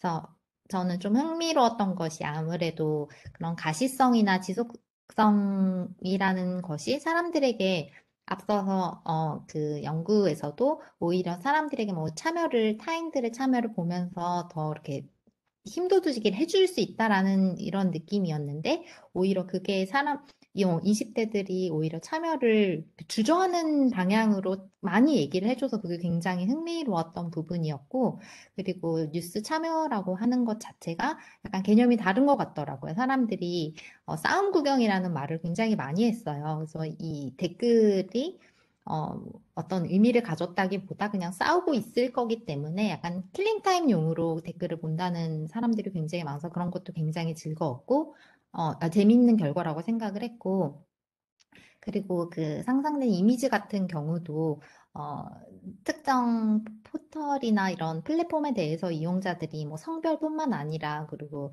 나이대에 대한 성별도 굉장히 이미지도 강하게 가지고 있었거든요. 뭐 포털 같은 경우는 뭐 5, 60대 이상의 사람들이 이용을 하고 있을 거라는 약간 공통적인 의견들이 있었는데 그래서 이거랑 아직 사실 어포던스를 어떻게 엮어야 되는지 그 부분 그 구조화가 좀 덜 되긴 했는데 그 부분이 저는 제일 흥미로웠던 것 같아요. 그래서 그런 부분을 말씀해 주신 것처럼 앞에 부분이랑 좀 더 이렇게 조화를 시켜가면서 네, 연구를 잘 발전시켜 보도록 하겠습니다. 감사합니다.